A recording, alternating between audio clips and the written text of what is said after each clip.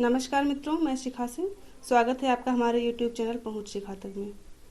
दोस्तों, अभी तक हमने पढ़ा कि वाक्य के दो भेद होते हैं, जिसमें से पहला है रचना के आधार पर और दूसरा है अर्थ के आधार पर।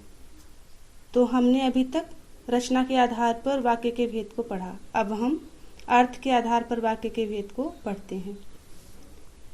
तो दोस्तों देखिएगा, अर्थ के आधार पर वाक्य के 8 भेद होते हैं, जिसमें पहला है विधिवाचक वाक्य, दूसरा निषेधवाचक वाक्य, तीसरा संदेहवाचक वाक्य, चौथा इच्छावाचक वाक्य, पांचवा आज्ञावाचक वाक्य, छठा संकेतवाचक वाक्य, सातवां प्रश्नवाचक वाक्य और आठवां विस्मयवाचक वाक्य। तो अब हम इसे विस्तार से देखते हैं। इसमें पहला है विधिवाचक वाक्य। इसकी परिभाषा है, जिस वाक्य के द्वारा हमें किसी कार्य के होने या करने का पता चले या किसी प्रकार की जानकारी हासिल हो, उसे विधिवाचक वाक्य कहते हैं। जैसे मोहन रमन का भाई है। तो यहाँ पर दोस्तों हमें क्या पता चल रहा है कि मोहन रमन का भाई है। दूसरा, वह लखनऊ जाता है। तो यहाँ पर हमें लखनऊ जाने का पता चल रहा है। तीसरा, मेहनत ही सफलता की कुंजी है। चौथा, वह विद्यालय से वापस आया है। तो यहाँ पर हमें कुछ ना कुछ जानकारी हासिल हो रही है, इसका मतलब ये विधिवाचक वाक्य है। अब दूसरा है निषेधवाचक वाक्य। इसकी परिभाषा है, जिस वाक्य के द्वारा किसी कार्य के न होने का बोध होता है वह निषेधात्मक वाक्य है। उदाहरण देखते हैं। जैसे तुम आज नहीं खेलोगी, सीता टीवी नहीं देखती है, मैंने आज कुछ नहीं खाया, रावण को लक्ष्मण ने नहीं मारा। तो यहाँ पर सब में नहीं नहीं का प्रयोग हो रहा है। तो ये क्या है? निषेधात्मक वाक्य। तो देखिएगा, निषेधवाचक वाक्य ही ऐसा होता है जिसका मतलब है निषेध का तात्पर्य क्या होता है? नकारात्मक। तो ये अपने आप से समझ जाइएगा। अब तीसरा है संदेहवाचक वाक्य। इसकी परिभाषा देखते हैं। जिस वाक्य के द्वारा शंका या संदेह की भावना प्रकट हो या संभावना की सूचना दी गई हो, वह संदेहवाचक वाक्य होता है। जैसे वह आज आया होगा, रजत शायद कानपुर जाए, हो सकता है मैं कल ना आऊं, संभव है कि कल विपुल लौट आए। तो यहाँ पर देखिए, किसी भी वाक्य में पूर्णतः कन्फर्म नहीं है कि ऐसा होगा ही, बस सब में संभावना व्यक्त की गई है। तो वो हो भी सकता है और नहीं भी हो सकता है। तो ये कैसा वाक्य हुआ? संदेहवाचक वाक्य। अब चौथा देखते हैं, इच्छावाचक वाक्य। इसकी परिभाषा है, जिस वाक्य में आशीर्वाद, इच्छा, आकांक्षा या शुभकामना प्रकट की गई हो, वह इच्छावाचक वाक्य है। जैसे ईश्वर करे तुम दीर्घायु हो, तुम्हारा मनोरथ सफल हो, तुम्हारा प्रयास पूर्ण हो, तुम्हें जन्मदिन की ढेर सारी शुभकामनाएं। तो यहाँ पर किसी में आशीर्वाद, किसी में इच्छा, आकांक्षा प्रकट की गई है।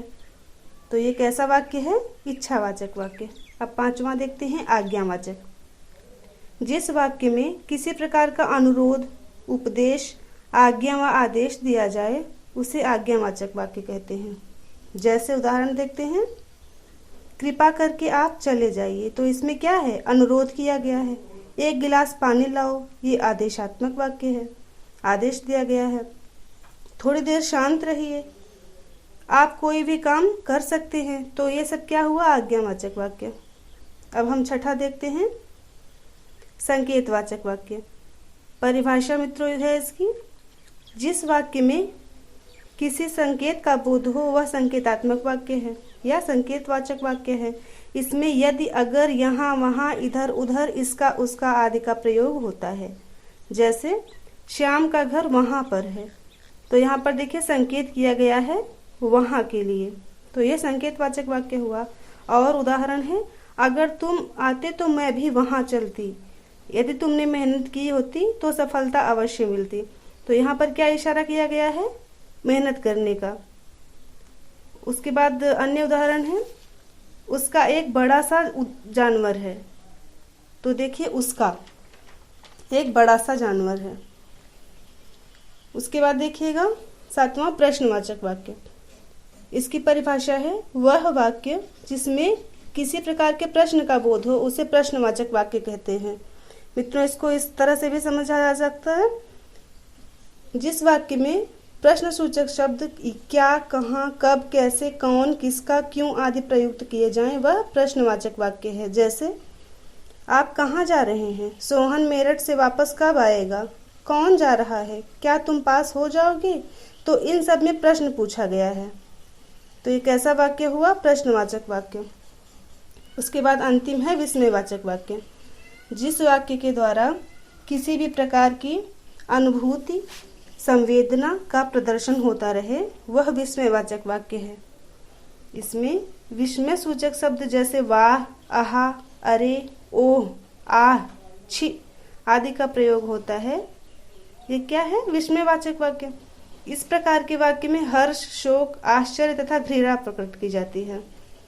जैसे उदाहरण है, वाह, इस गुलाब में कितनी सुगंध है। छी, यह तालाब तो बहुत ही गंदा है। ओह, क्या बात है। उफ, कितनी गर्मी है। तो ये सब क्या हुआ? विस्मयवाचक वाक्य।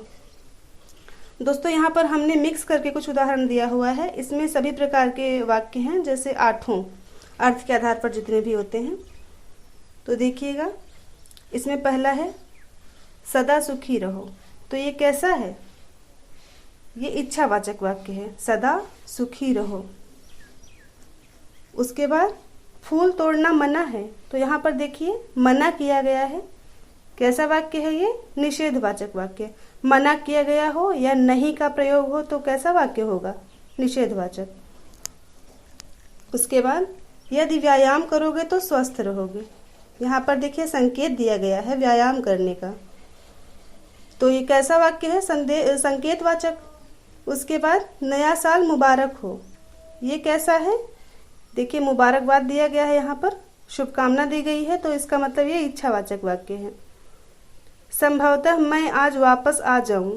यहाँ पर देखिए संभावना व्यक्त की गई है, इसका मतलब क्या है? संदेहवाचक वाक्य। वह पढ़ने में होशियार है। ये देखिए साधारण सा वाक्य है, तो ये पढ़ने में होशियार है, यहाँ पे जानकारी क्या मिलती है? उसके होशियार होने की। तो इसका मतलब क्या है? ये जो पहला प्रकार था, इसका मतलब विधिवाचक वाक्य। आप चले जाइए, यहाँ पर आज्ञा दी गई है, तो ये आज्ञावाचक वाक्य हो गया। अरे तुम आ गए, ये क्या है? विस्मयवाचक वाक्य। यहाँ पे अरे का प्रयोग किया गया है। उसके बाद गुजरात कहाँ स्थित है? यहाँ पर प्रश्न पूछा गया है कि गुजरात कहाँ स्थित है, तो ये कैसा वाक्य हुआ? प्रश्नवाचक वाक्य। तो दोस्तों, अब वाक्य पूरा हुआ, जिसमें हमने ये पढ़ा कि वाक्य के 2 भेद होते हैं। पहला क्या है? रचना के आधार पर, और दूसरा अर्थ के आधार पर। अब हम मिलते हैं अगले दिन नए टॉपिक के साथ। तब तक के लिए